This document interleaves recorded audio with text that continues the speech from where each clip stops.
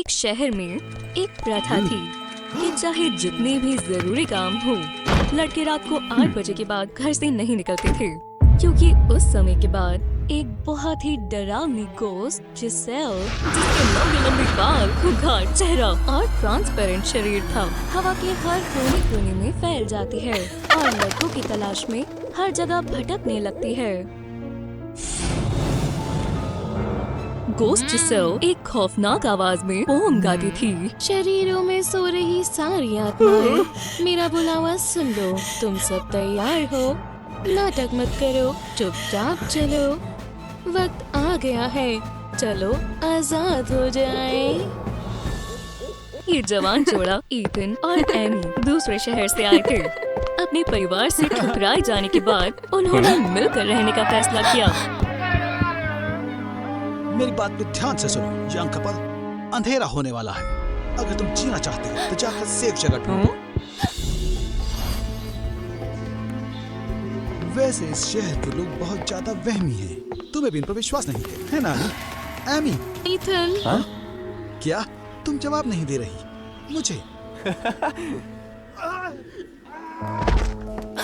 Ethan, तुम्हें क्या हुआ है? ईथन, कुछ बोलो। ईथन को समझ ही नहीं आया कि वो आवाज उसके साथी की नहीं है, वो आवाज गोस्ट जिसेल की थी। क्या तुम घोस्ट जिसेल हो? तुमने ईथन की आत्मा चुरा ली? और इस समय एमी की चिंता, ताकत और प्यार ने उसके डर को खत्म कर दिया। उसने आंसू पोंछे और घुटनों पर बैठकर अपने बॉयफ्रेंड की जान की भीख मांगी। मैं ईथन को वापस लाने के लिए कोई भी कीमत देने के लिए राजी हूँ, चाहे मेरी आत्मा और शरीर ले लो। अरे, एक और बेचारी लड़की। जब मैं जिंदा थी, मैं भी तुम्हारी तरह बेवकूफ थी। जब मैं जिंदा थी, तब मेरा भी एक नाम था। वो क्या था? जिसेल। गरीबी की वजह से मुझे कर्जे पूरे करने के लिए एक अमीर खानदान को बेच दिया गया। वो परिवार बहुत जालिम था, अक्सर मुझे मारा पीटा करते थे। एक दिन पास की ही नदी से पानी भरते वक्त मुझे लियम मिला, जो दूसरे शहर का एक शिकारी था।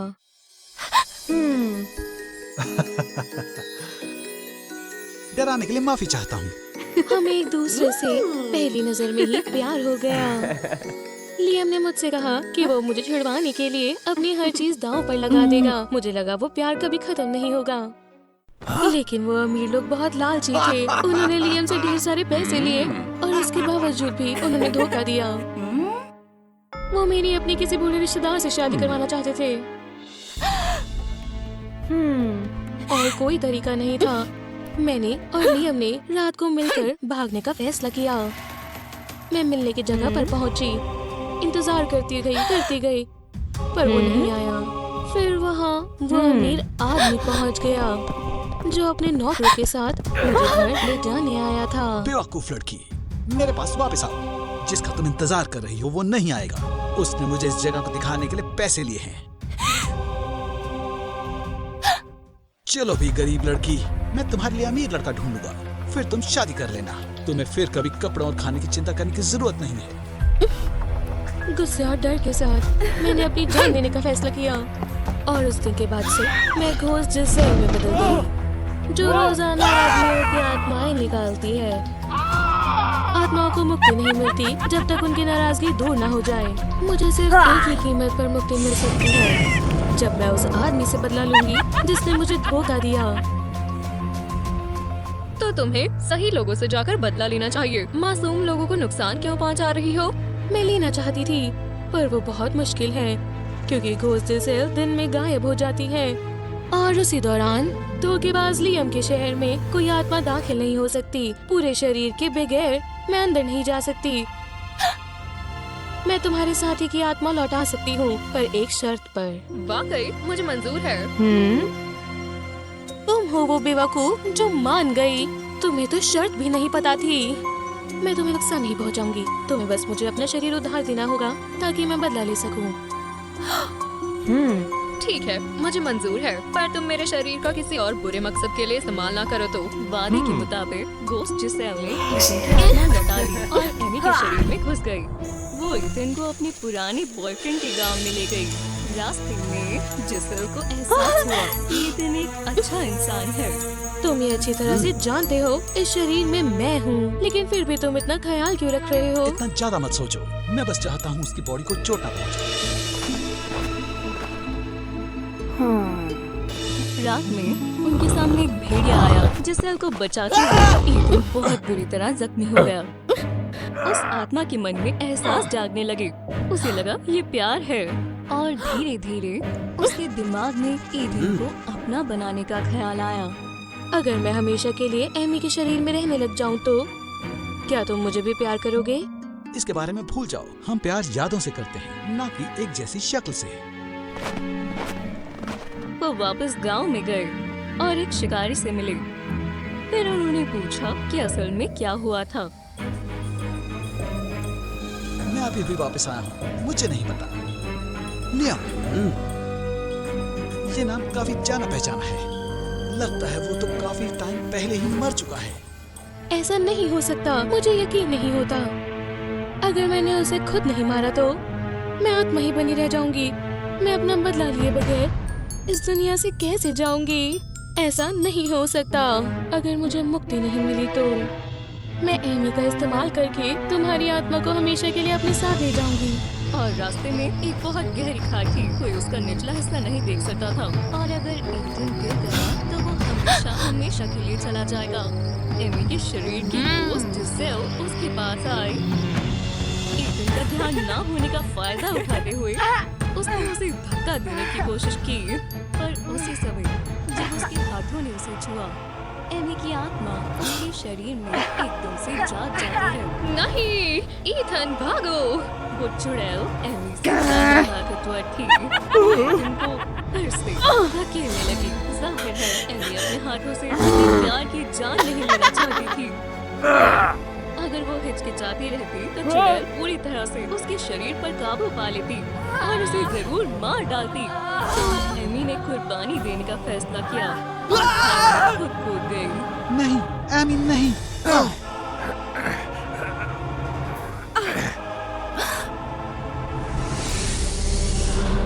एमी, मर्दों के प्यार पर विश्वास मत करो, जो पलक के झपकते ही खत्म हो सकता है। मैं खुद ऐसी ही दुख से गुजर चुकी हूँ। नहीं, हम एक जैसे नहीं हैं। तुम्हें एक बुरे इंसान ने धोखा दिया, पर तुम बाकियों को ऐसा नहीं ठहरा सकती। मैं तुम्हारे जैसी हरगिज नहीं बनूंगी, जिसे खुद भी दुख पहुँचे और दूसरे मासूमों को भी पहुँचाए। तभी एमी के शरीर पर जिस्म का काबू था और वो लड़के को खींचने की कोशिश कर रही थी। इथन, छोड़ दो प्लीज, मुझे जाने दो। अब खुद को और नुकसान मत पहुँचाओ। नहीं, तुम जाओ, इससे अच्छा मैं खुद मर जाऊं। शायद अगर किसी को जाना चाहिए तो वो मैं हूँ। तुम्हारा प्यार बहुत सच्चा है। जितना सोचा था तुमसे उतना प्यार नहीं कर पाई। मुझे तो तुम्हारा उसके लिए प्यार देखकर तुम पसंद आए। कोई मकसद नहीं दिखा, इसलिए उसने एमी की बॉडी से जाने का फैसला किया और उन्हें अकेला छोड़ दिया। सूरज दिखने लगा और रोशनी होने लगी। जिसल की आत्मा धीरे धीरे गायब होने लगी। शुक्रिया एमी, शुक्रिया इथन, तुम दोनों का शुक्रिया। मैंने तुमसे बहुत कुछ सीखा है। मुझे मुक्ति ना मिलने की ये वजह थी कि मैंने कई सारे लड़कों की आत्माएं चुराई हैं और लड़कियों को अपने जैसे बुरे हालात में डाला है। अगर मैं लियम को मार भी देती, फिर भी सच तो ये है कि मैं इस दुनिया की नहीं हूँ। मेरे लिए खुश रहना नामुमकिन है। अगर मैं चली जाऊँ तो शायद मेरा दूसरा जन्म हो जाए। गोस्ट जिसल पूरी तरह से गायब हो गई और एक नेकलेस छोड़ गई जिसमें दिल का आधा हिस्सा था।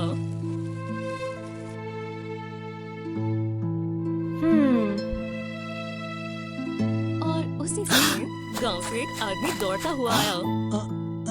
क्या तुम लियम को ढूंढ रहे हो, मेरा भाई? तो ये लियम का भाई है। लियम ने असल में जिसल को नहीं छोड़ा था। वो अमीर आदमी ने झूठ कहा था। जब वो जिसल से मिलने जा रहा था, उसे उस अमीर आदमी ने बहुत बेरहमी से मारा पीटा। जब लियम को समझ आया कि कुछ बुरा होने वाला है, तो वो मदद मांगने के लिए गांव में गया। पर आखिर में लियम से और बर्दाश्त नहीं हुआ। अपने भाई को मरते हुए देखना बहुत दर्दनाक था।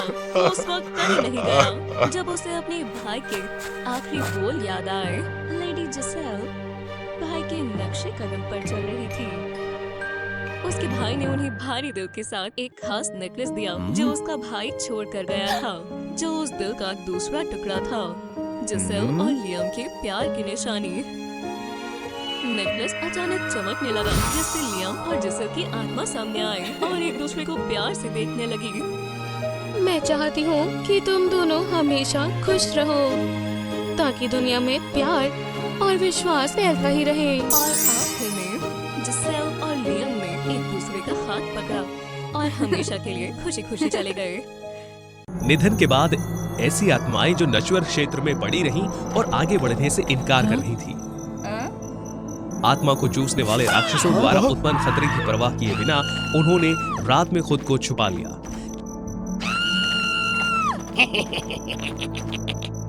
अरे तुम वो फेरी टेल्स को सब्सक्राइब करो छोटी लड़की। वो मेरी लाइन है।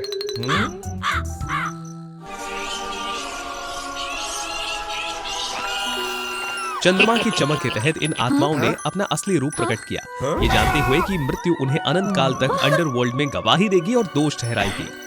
क्या आप मौत हो? सुग्रा मेरी जान, क्या आपने उसे ले लिया है? यूना के बीमार पड़ने पर उसकी प्रेमिका सुग्रा ने उसे ठीक किया था, लेकिन बाद में वो रहस्यमय तरीके से गायब हो गया। हाँ? तो मैं फिर से पीड़ित और बीमार हो गई हूँ और आगे बढ़ने में असमर्थ। मुझे उसे ढूंढने के लिए नस्वर क्षेत्र में रहना होगा। मैं आपसे विनती करती हूँ, मुझे मत ले जाओ। मौत राजी हो गई, इस शर्त के साथ कि यूना को चंद्रमा की देवी बनना होगा। इससे प्रकाश को नियंत्रित करना, भटकती आत्माओं की तलाश में मृत्यु की सहायता करना। मृत्यु ने उसे मून यूनिकॉर्न सौंपा, जो चंद्रमा को शाश्वत बनाने वाली आत्माओं के पेड़ की रक्षा करता था। मैं तुम्हें केवल 1 वर्ष का अनुदान दूंगी। यदि आप अतिक्रमण करने से इनकार करते हैं, तो भी मैं आपको पाताल में ले जाऊंगी। मैं आर्गस हूँ, आपका नौकर। चंद्रमा की देवी बनना यूना के लिए सुग्रा का पता लगाने का मौका था। तेजी से उसने चंद्रमा की चमक को नियंत्रित करना सीख लिया। फिर भी जहां भी चांदनी छूती थी, आत्माएं उससे दूर हो जाती थीं। यूना को अपनी पहली आत्मा खोजने में बहुत मेहनत करनी पड़ी।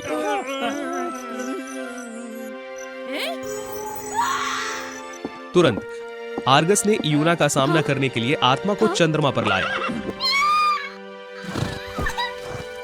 उसे आश्चर्य हुआ, यह आत्मा यूना की तरह आगे बढ़ने के लिए अनिच्छुक थी, क्योंकि मरने से पहले वो अपने प्रेमी को खो चुकी थी।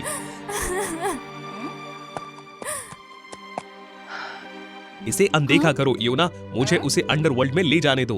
जिद्दी आत्माओं के प्रति सहानुभूति रखते हुए यूना ने उनकी सहायता करने का संकल्प किया, यूनिकॉर्न की सलाह को नजरअंदाज किया।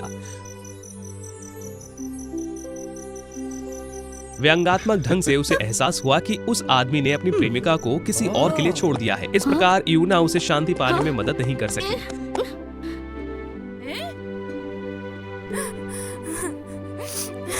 यूना के पास आर्गस को आत्मा को निराशा की गहराई तक ले जाने के अलावा कोई विकल्प नहीं था।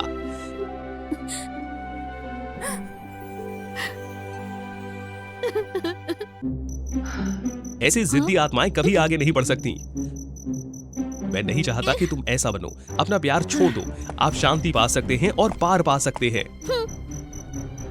यूना इसे सहन नहीं कर सकी। उसने आत्माओं की तलाश और सहायता करना जारी रखा और अगले व्यक्ति से व्यक्तिगत रूप से मुलाकात की।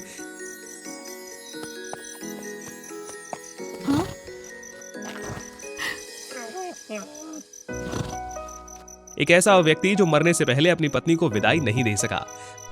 आर्गस के विरोध को नजरअंदाज करते हुए यूना ने उसकी मदद करने की ठानी।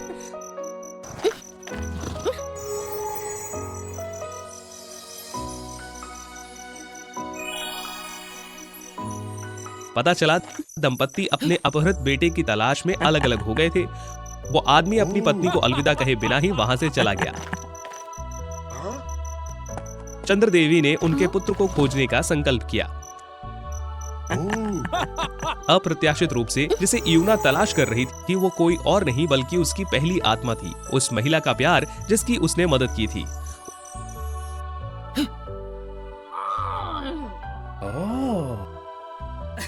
उसे एक काले जादूगर ने श्राप दिया था और ले गया था। आर्गस की मदद से यूना ने उसे बचाया और उसे उसके माता पिता से मिला दिया।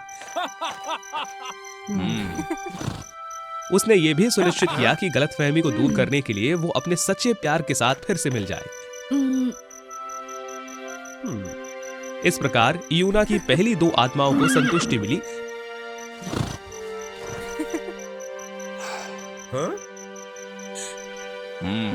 जिससे उन्हें आगे बढ़ने की अनुमति मिली।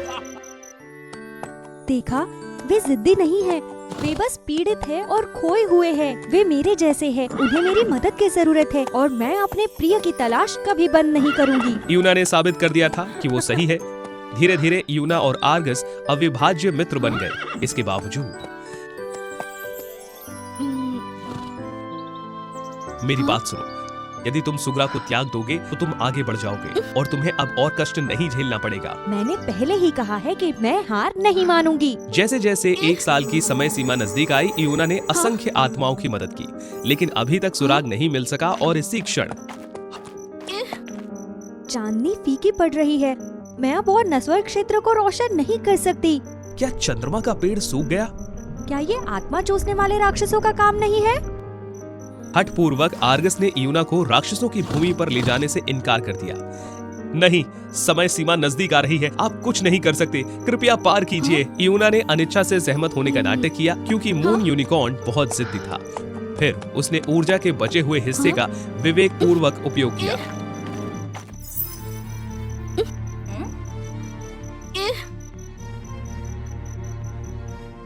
आत्मा चूसने वाले राक्षसों के दायरे में उड़ने के लिए।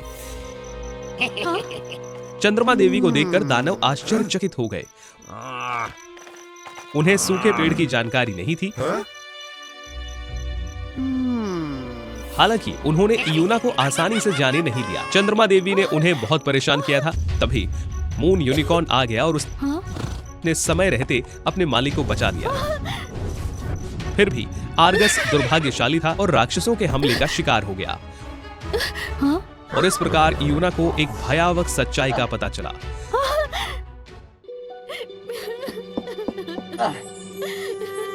आर्गस, सुग्रा, क्या हुआ है? सुग्रा अब सच्चाई को छिपा नहीं सकती थी। यह सब यूना की बीमारी से शुरू हुआ।